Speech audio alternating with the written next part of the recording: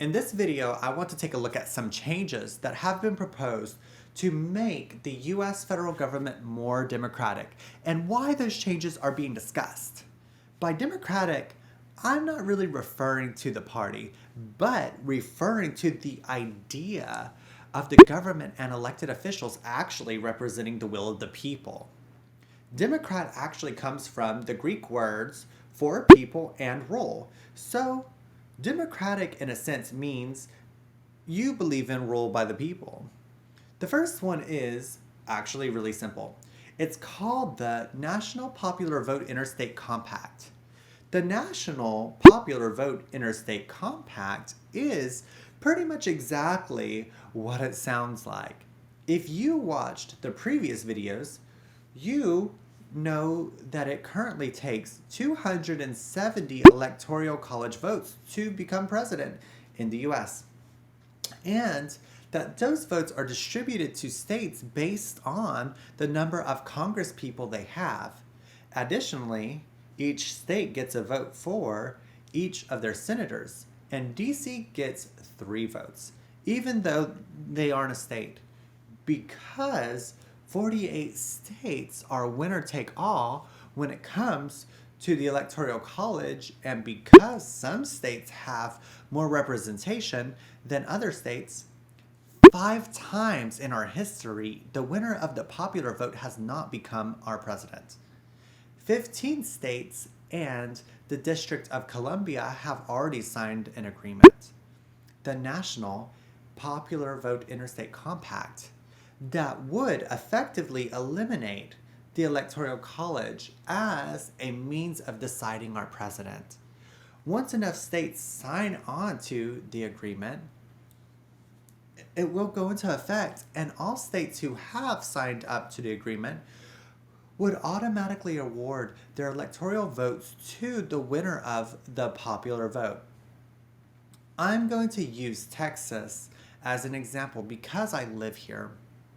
If Texas signed on to the compact and the state voted for a Republican, but a Democrat won the popular vote nationwide, Texas would send all 38 of its votes to the Democratic candidate.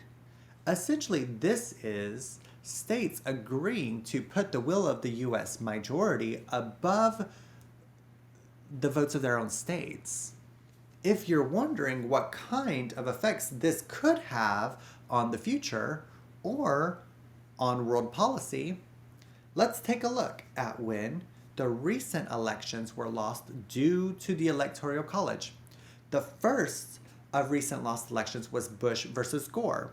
George Bush won the 2000 election with 500,000 fewer votes than Gore. Bush won re-election in 2004 as an incumbent president. But it is likely we would have never have had George Bush in either term if this compact had passed. Bush led us into war on terror, which has cost countless lives and trillions of dollars as a nation. He signed the Patriot Act. He okayed, tortured, and set up Guantanamo Bay detention centers. We don't know that things would have turned out differently with Gore, but evidence points to a different outcome in some important ways, one of which is the environment. Gore is an environmental activist and talked in the early 2000s of America having the entire grid on renewable energy in 10 years. Imagine the impact if the trillions spent on the war on terror could have gone to developing green and renewable technology, or if the war on terror simply didn't happen at all. The second modern case, of course, is Trump. Trump lost the popular vote to Hillary by 2,868,686 votes. We don't know everything that would be different, but we do have a fairly good idea of some things. She had agreed to expand DACA to the parents of Dreamers.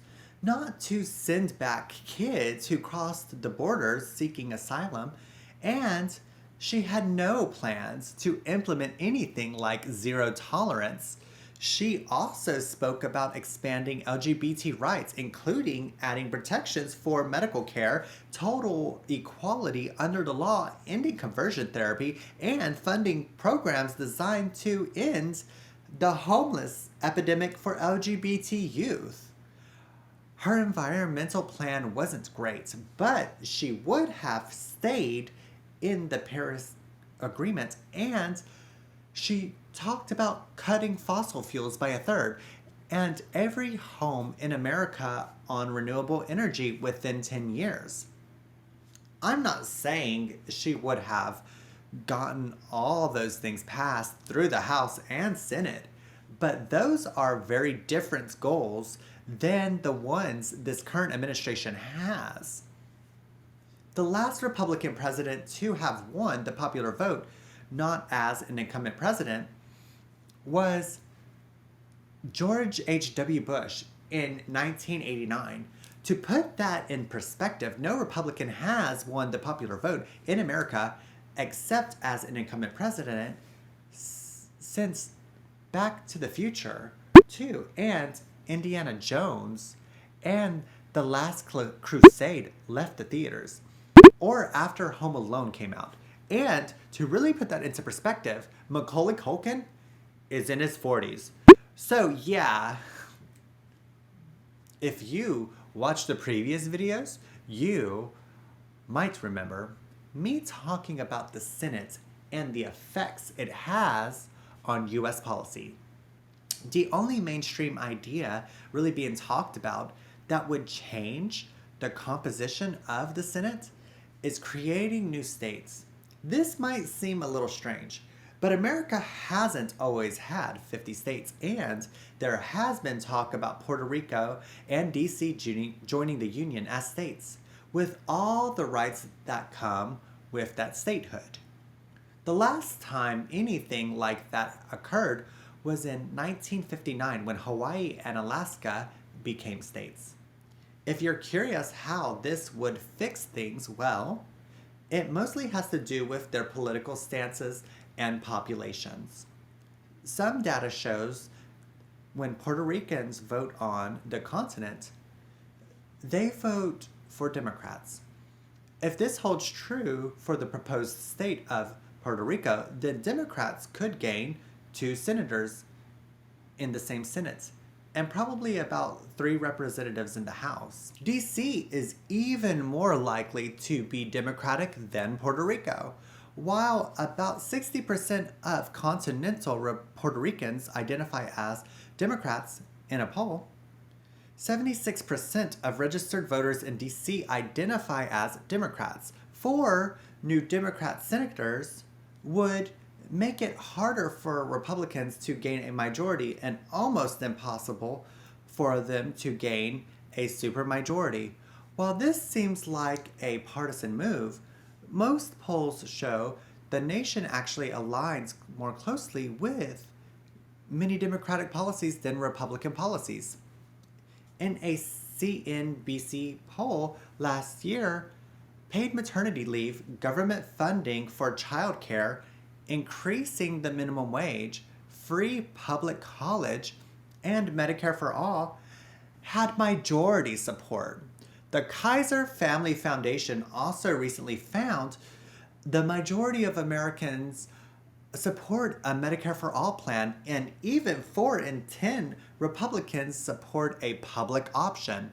A wealth tax even has the support of most Americans, according to Reuters poll conducted this year. These policies would be vastly more likely to pass with a Democratic Senate. There is also a movement to remove the filibuster and cloture. To my understanding, this would require a simple rule change and allow a simple majority vote on most stances. I'm going to include a link to an Atlantic article which has some kind of ideas on how to reform the Senate. These include things like providing 1 senator to one state, and then the rest being apportioned based on population, or even just weighing the votes on senators based on the population they represent. I have to be honest and say I haven't seen any of these being taken seriously or seriously pursued. And I don't believe they will be adopted. Statehood for DC and Puerto Rico, however, is being discussed in mainstream media, as is removing the filibuster. One argument that probably passes muster constitutionally and would fix the representation issues is breaking up large states into smaller states to increase Senate representation. But I don't think that this would ever really occur. For one thing, it would weaken the representation in the House. For another, larger states are able to leverage their economic power to negotiate contracts. It just doesn't make economic sense for them to agree to be broken up. If you are wondering how any of these Senate changes, particularly statehood for DC and Puerto Rico, would affect impeachment trials and conviction, well, that is less clear. The amount of votes needed to remove a president or other official would increase if we added more states, but it is likely that the votes would have been there to obtain evidence and to call witnesses in the case of Trump's trial. It is very possible that if witnesses had been called and new evidence considered, Trump would have been removed from office. I would also be remiss if I didn't point out federal judges need confirmation from the Senate to be appointed. More Democratic senators would have made it harder for judges outside of the mainstream to be appointed to any federal bench, including the Supreme Court. And now, on to Congress. A few solutions have been proposed for gerrymandering.